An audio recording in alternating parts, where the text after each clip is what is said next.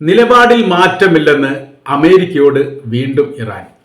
ഇറാന്റെ വിദേശകാര്യമന്ത്രി Abbas അറാഗ്ചിയാണ് middle east ചർച്ചയുമായി ബന്ധപ്പെട്ടതിന് ശേഷം എന്താണ് അമേരിക്കയുമായിട്ട് ഇപ്പോഴത്തെ നിലപാട് എന്ന ചോദ്യത്തിന് അദ്ദേഹം മറുപടി പറയുന്നു. യാതൊരു മാറ്റവും തങ്ങളുടെ യുറേനിയം സമ്പുഷ്ടീകരണവുമായി ബന്ധപ്പെട്ട കാര്യത്തിൽ തങ്ങൾക്കില്ലെന്നും നിലപാടിൽ ഉറച്ചു നിൽക്കുന്നു എന്നും ഇത് തങ്ങളുടെ അവകാശത്തിന്റെ ഭാഗമാണ്, ഒരു രാജ്യത്തിനും ഇതിൽ ഇടപെടാൻ അധികാരമില്ല എന്നുകൂടി അദ്ദേഹം കൂട്ടിച്ചേർത്തു. മിഡിൽ ഈസ്റ്റ് സന്ദർശനവുമായിട്ട് ബന്ധപ്പെട്ട് അത് തങ്ങൾ പ്രതീക്ഷിച്ചതാണ്. പ്രശ്നപരിഹാരമില്ലാത്ത രീതിയിൽ അവർ സന്ദർശനം നടത്തി തിരിച്ചു പോകുമെന്നാണ് തങ്ങൾ മുൻപേ ഈ വിഷയവുമായിട്ട് ബന്ധപ്പെട്ട് പറഞ്ഞിരിക്കുന്ന കാര്യം. അത് അങ്ങനെ തന്നെയാണ് ഇപ്പോൾ ഉണ്ടായത്. ഗസയിൽ ഇസ്രായേൽ ആക്രമണം നടത്തുന്നതുമായിട്ട് ബന്ധപ്പെട്ടോ യുദ്ധവിരാമവുമായിട്ട് ബന്ധപ്പെട്ടോ ഒരു രൂപവും മിഡിൽ ഈസ്റ്റ് ചർച്ചയുമായിട്ട് ബന്ധപ്പെട്ട് ഉണ്ടായിട്ടില്ല, ഉണ്ടാവില്ലെന്ന് തങ്ങൾക്ക് അറിയാനും സാധിക്കുമായിരുന്നു എന്ന് അദ്ദേഹം ചോദ്യത്തിന് മറുപടിയായിട്ട് പറഞ്ഞു. തുടർന്ന് അദ്ദേഹം പറഞ്ഞ കാര്യം ഇങ്ങനെയാണ്: സൈനിക നടപടി അഥവാ ഇറാനെതിരെയുള്ള അമേരിക്കയുടെ സൈനിക നടപടി അസാധ്യമാണെന്ന് അമേരിക്കക്ക് ഉറപ്പായ സമയത്ത് മാത്രമാണ് ഇറാനുമായി ഒരു സമാധാന ചർച്ചയാവാം എന്നിടത്തേക്ക് അമേരിക്ക എത്തിയത്. ട്രംപ് മുൻപ് ഭരിച്ച സമയത്തും തങ്ങളുമായി യുദ്ധം പ്രഖ്യാപിച്ച രാഷ്ട്രവും രാഷ്ട്ര ഭരണാധികാരിയുമാണ് അമേരിക്കയും ട്രംപും. ഞങ്ങളുടെ സൈനിക മേധാവിയെ ബാഗ്ദാദിൽ വെച്ച് കൊലപ്പെടുത്താൻ നേതൃത്വം നൽകിയതും ഈ പറയപ്പെട്ട ഇദ്ദേഹമാണ്.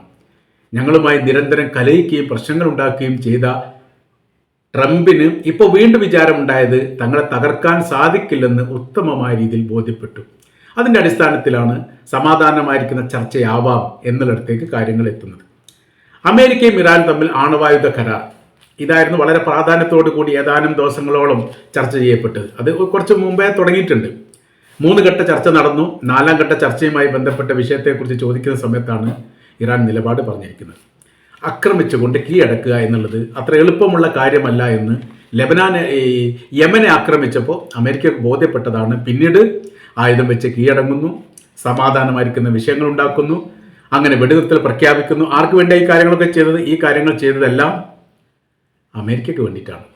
ഇങ്ങനെ ഈ കാര്യങ്ങൾ എങ്ങനെ അതേക്കുറിച്ച് കഴിഞ്ഞിട്ടുള്ള വിഷയങ്ങളൊക്കെ പറഞ്ഞു വരുന്നതിനിടയിൽ അദ്ദേഹം പറഞ്ഞിരിക്കുന്ന കാര്യം ഇങ്ങനെയാണ്: യുറേനിയം സമ്പുഷ്ടീകരണം ഈ നിലപാടുമായി തങ്ങൾ മുന്നോട്ട് പോകും.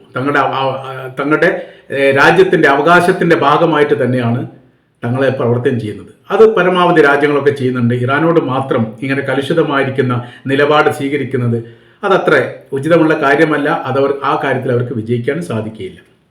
ഞങ്ങളുടെ അവകാശത്തിൻ്റെ ഭാഗമാണ് എന്നുള്ളതും മാറ്റമില്ലാതെ ഈ നിലപാട് തുടരും എന്നുള്ളതുമാണ്. എന്നാൽ ചർച്ചാ സംബന്ധമായിരിക്കുന്ന കാര്യങ്ങൾ ഉരുത്തിരിക്കുകയാണെങ്കിൽ അതിന് ചില നീക്കുപോക്കുകൾ, മാറ്റങ്ങൾ കുറച്ചെങ്കിലും വരുത്താൻ ഞങ്ങൾ തയ്യാറാണ്. അതെന്താ മാറ്റം എന്ന് പറഞ്ഞാൽ, ആണവായുധ നിർമ്മാണ പ്രവൃത്തിയിൽ നിന്ന് ഞങ്ങൾ മാറി നിൽക്കും. പകരം ദൈനംദിന ആവശ്യത്തിന് വേണ്ടി യുറേനിയം സമ്പുഷ്ടീകരണം ഞങ്ങൾ തുടരുകയും ചെയ്യും.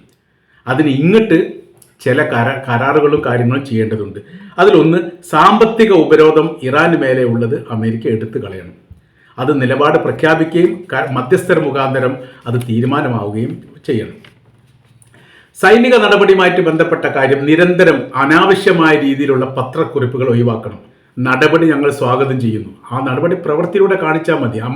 നിരന്തരം ഇങ്ങനെ ഈ ചാനൽ മുഖാന്തരം, പത്രങ്ങൾ മുഖാന്തരം മറ്റ് രാഷ്ട്ര സന്ദർശനം നടത്തുന്ന സമയത്തൊക്കെ പറയുന്ന പ്രവർത്തനങ്ങൾ അത് ചെയ്യാത്തൊരു പ്രവർത്തനത്തിൻ്റെ ഭാഗമാണ്.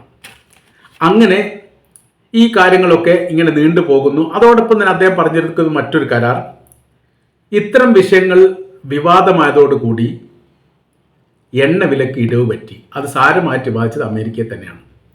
സാമ്പത്തിക രംഗം തകരാൻ വേണ്ടിയിട്ട് ആണവായുധവുമായി ബന്ധപ്പെട്ട വിഷയം വലിയ പങ്ക് വഹിച്ചു. ഒരു പരിധിവരെ അത് മിഡിൽ ഈസ്റ്റിനെയും ബാധിച്ചു. കാര്യം എന്ന് പറഞ്ഞാൽ, യുദ്ധത്തിലേക്ക് നീങ്ങിക്കൊണ്ടിരിക്കുകയാണ് എന്നൊരു പ്രതീതി വന്നതോടുകൂടി എണ്ണ ക്രോഡീകരിച്ചുകൊണ്ട് സൂക്ഷിക്കാൻ വേണ്ടിയിട്ട് പല രാജ്യങ്ങളും മുന്നോട്ട് വരുന്നു. അങ്ങനെ വരുന്ന സമയത്ത് നിർമ്മാണ മേഖലയിൽ കൂടുതൽ എണ്ണ ഉണ്ടാക്കുന്നതുമായി ബന്ധപ്പെട്ട് വലിയ വിഷയങ്ങൾ ഉണ്ടാകുന്നു. അങ്ങനത്തെ കുറച്ച് സാമ്പത്തിക പ്രശ്നങ്ങളും പ്രതിസന്ധിയും ഈ വിഷയവുമായിട്ട് ബന്ധപ്പെട്ട് ഉണ്ടാവുകയും നിർമ്മാണ പ്രവർത്തികൾ കൂടുതൽ ഉണ്ടാവുന്ന സമയത്ത് എണ്ണയുടെ വില ഇടിയുകയും ചെയ്യുന്നു. അതായത് മറ്റ് രാജ്യങ്ങൾക്കിടയിൽ എണ്ണ യഥേഷ്ടം കിട്ടുന്ന ഒരു സാഹചര്യങ്ങൾ സൃഷ്ടിക്കാൻ വേണ്ടി മാത്രമാണ് ഇത് ഉപകരിക്കപ്പെട്ടത്. അപ്പോൾ സാമ്പത്തിക രംഗത്തുള്ള ഇടിവ് അമേരിക്കയും സാരമായി ബാധിച്ചിട്ടുണ്ട്. അമേരിക്കയും പെട്രോളിയം ഉൽപ്പാദിപ്പിക്കുന്ന രാജ്യമാണ് എന്നതിനാൽ ഇപ്പോൾ ഈ വിഷയങ്ങളൊക്കെ പ്രാധാന്യമായി ചർച്ച ചെയ്യാനുള്ള പ്രധാനമായിരിക്കുന്ന കാരണം മിഡിൽ ഈസ്റ്റുമായിട്ട് ബന്ധപ്പെട്ട് ഒരു വലിയ വമ്പൻ കരാർ, ദശകോടികളുടെ കരാർ നീണ്ട വർഷങ്ങളെ അടിസ്ഥാനമാക്കിയിട്ട് ഉണ്ടാക്കിയിട്ടുണ്ട്. അതിൽ പ്രതിരോധവും ആയുധങ്ങളും അതോടൊപ്പം തന്നെ യുദ്ധവിമാനങ്ങളും യുദ്ധക്കപ്പലുകളും അടക്കം ഒരുപാട് ഈ പ്രതിരോധ രംഗത്ത് വളരെ സജീവമായി നിൽക്കാൻ പാകത്തിൽ മിഡിൽ ഈസ്റ്റിനെ മാറ്റുക എന്ന ലക്ഷ്യത്തോടു കൂടിയാണ് യഥാർത്ഥത്തിൽ ഡൊണാൾഡ് ട്രംപ് ഈ മേഖല സന്ദർശിച്ചത്. യുദ്ധവുമായി ബന്ധപ്പെട്ട വിഷയത്തിൽ എന്തെങ്കിലും തീരുമാനമെടുക്കുമെന്ന് ലോകം കണക്ക് കൂട്ടി. പക്ഷേ ഞങ്ങൾ മുൻപ് പറഞ്ഞു വെച്ചത് തന്നെ ഫലം കാണുകയും ചെയ്തു. ഇപ്പോൾ ഞങ്ങൾക്ക് പറയാനുള്ളത് അറബ് രാജ്യങ്ങളോടാണ്. അവർ പറഞ്ഞ കാര്യം ഇങ്ങനെയാണ്: നിങ്ങളിപ്പോഴും സുരക്ഷിതമല്ല. ആ സുരക്ഷിതമല്ല എന്നുള്ള ബോധം നിങ്ങൾക്കിപ്പോഴും ഉണ്ടായിട്ടുമില്ല. ഇസ്രായേലിനെ സംബന്ധിച്ചിടത്തോളം അവരുടെ കയ്യിൽ ആണവായുധമുണ്ട് എന്നുള്ളതും അത് സുരക്ഷിതമായിരിക്കുന്ന കേന്ദ്രമാക്കിയിട്ട് അല്ലെ മേഖലയാക്കിയിട്ട് അമേരിക്ക സംരക്ഷിക്കുന്നുണ്ട് എന്നുള്ള കാര്യം ലോകത്തിന് അറിയാവുന്നതാണ്. എന്നിട്ട് എന്ത് ചെയ്യുന്നുണ്ട്? ഇറാൻ്റെ ആണവായുധത്തെക്കുറിച്ച് മാത്രം സംസാരിക്കുന്നു. മറ്റുള്ള ലോകരാജ്യങ്ങൾ സൂക്ഷിക്കപ്പെട്ട ആണവായുധത്തെക്കുറിച്ചോ അവർ ഉപയോഗിക്കുന്നതും അവർ പരീക്ഷണം നടത്തുന്നതിനെക്കുറിച്ചോ ഒന്നും പരാമർശമില്ല. അത് പാകിസ്ഥാൻ ആണോ പരീക്ഷണം നടത്തിയിരുന്നു, അതോടനുബന്ധിച്ച് മറ്റു പല രാജ്യങ്ങളും നടത്തിയിരുന്നു. ആ രാജ്യങ്ങളുടെ പേരുകൾ ഒന്നും ഒരിക്കലും അമേരിക്ക പരാമർശിച്ചിട്ടില്ല, അവിടെ ഒന്നും വിരോധം കാണിച്ചിട്ടില്ല. അപ്പോൾ ഇപ്പോഴത്തെ വിഷയം എന്ന് പറയുന്നത് അമേരിക്ക എതിർക്കാൻ പാടില്ലാത്ത ഒരു സാഹചര്യങ്ങൾ ഉണ്ടാക്കണം എന്ന് അമേരിക്ക കരുതുന്നു. ഇറാനെ സംബന്ധിച്ചിടത്തോളം അത് അശാസ്ത്രീയമാണ്, അതൊരിക്കലും നടക്കാത്ത കാര്യമാണ്. അപ്പോൾ 4ാം ഘട്ട ചർച്ചയുമായി ബന്ധപ്പെട്ട് ഒരു മേഖല തിരഞ്ഞെടുത്തുകൊണ്ട് ഏറെക്കുറെ സമാധാനമായിരിക്കുന്ന അന്തരീക്ഷത്തിലൂടെ പ്രശ്നങ്ങൾ തീർക്കുക എന്നുള്ളതാണ് താൻ ഉദ്ദേശിക്കുന്നത് എന്ന് ഡൊണാൾഡ് ട്രംപ് ഈ ചർച്ചയ്ക്കിടെ, അത് ഖത്തറിൽ വെച്ചാണ് പറഞ്ഞത്, ചർച്ചയ്ക്കിടെ പറയുകയും ചെയ്തു. ഇറാന്റെ വിഷയവുമായിട്ട് ബന്ധപ്പെട്ട ചോദ്യത്തിന് മറുപടിയാണ് പറഞ്ഞത്. അവരുമായിട്ട് നല്ല ബന്ധം ഞങ്ങൾ ആഗ്രഹിക്കുന്നു, സമാധാനമായ ശ്രമത്തിനാണ് ഞങ്ങൾ മുൻതൂക്കം നൽകുന്നത്.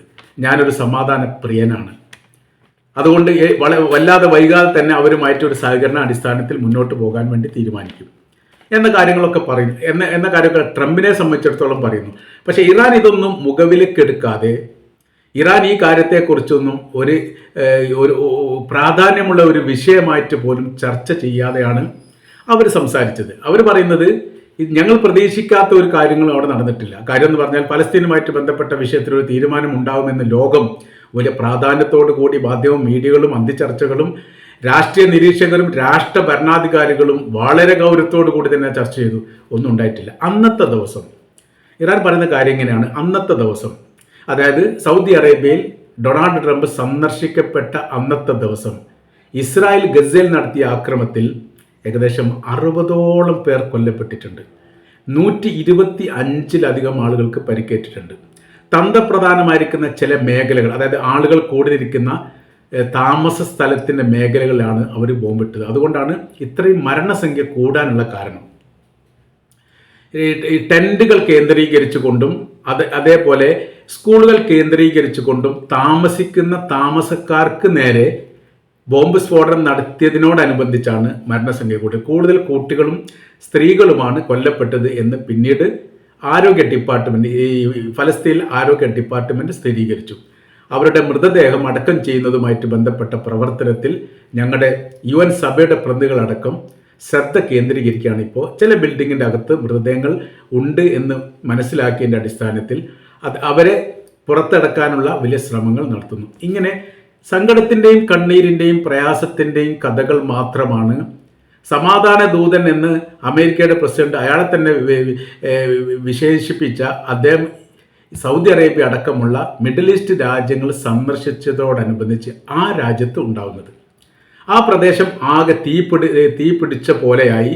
പുകപടലങ്ങൾ കൊണ്ട് ആളുകളെ പരസ്പരം കാണാത്ത വിധം അതിശക്തമായിരിക്കുന്ന സ്ഫോടനമാണ് ഇസ്രായേൽ നടത്തിയത്. ഇസ്രായേലിനുമായിട്ട് സംസാരിച്ചിട്ടില്ല, അവരെ നിയന്ത്രിക്കപ്പെടും, അമേരിക്ക സംസാരിച്ചിട്ടില്ലെങ്കിൽ അവർ യുദ്ധം അവസാനിക്കും എന്നൊക്കെയാണ് ലോകം ചർച്ച ചെയ്തത്. എന്നാൽ ഇത് 2 രീതിയാണ്. എന്ന് വെച്ചാൽ രഹസ്യമായ രീതിയിൽ എല്ലാ സഹായങ്ങളും ഇസ്രായേലിന് അമേരിക്ക ചെയ്യും, പരസ്യമായ രീതിയിൽ വേണ്ടി വന്നാൽ ഇസ്രായേലിനെ വിമർശിക്കുകയും ചെയ്യും. ഇത് ഇസ്രായേലിനും അറിയാം. അമേരിക്കയുടെ സഹായങ്ങളോ പിന്തുണയോ ഇല്ലാതെ ഒരു വിമാനം പോലും അല്ലെങ്കിൽ ഒരു ബോംബ് പോലും ഗസയിൽ പൊട്ടില്ല എന്നുള്ളത് ഉറപ്പാണ്. ഇസ്രായേലിൻ്റെ ഞെട്ടലായിട്ടാണ് അമേരിക്ക പ്രവർത്തിക്കുന്നത്. അപ്പോൾ ഇത് പറഞ്ഞു വെച്ച് അവസാനിപ്പിക്കുന്ന കാര്യം ഇങ്ങനെയാണ്: ഇറാന്റെ നയത്തിനോ നിലപാടിനോ സമീപനത്തിനോ മാറ്റങ്ങളില്ല. അങ്ങനെ മാറ്റം ഉണ്ടാകുന്ന സമയത്ത് അമേരിക്ക കീഴടങ്ങുന്ന ഒരു സ്ഥിതിവിശേഷം ഉണ്ടാവും. ഞങ്ങളുടെ രാജ്യരക്ഷയും പ്രതിരോധ സംവിധാനങ്ങളും തീർച്ചയായിട്ടും ശക്തമാക്കുക എന്നുള്ളത് ഞങ്ങളുടെ അവകാശത്തിൻ്റെ ഭാഗമാണ്. തീർച്ചയായിട്ടും ഞങ്ങളത് ചെയ്യും എന്ന് പറഞ്ഞുകൊണ്ടാണ് വിദേശകാര്യമന്ത്രി അബ്ബാസ് അറാഗ്ചി അമേരിക്കയും ഇറാനും തമ്മിലുള്ള ആണവായുധ കരാറുമായിട്ട് ബന്ധപ്പെട്ട വിഷയത്തെക്കുറിച്ച് പറഞ്ഞ് അവസാനിപ്പിക്കുന്നത്.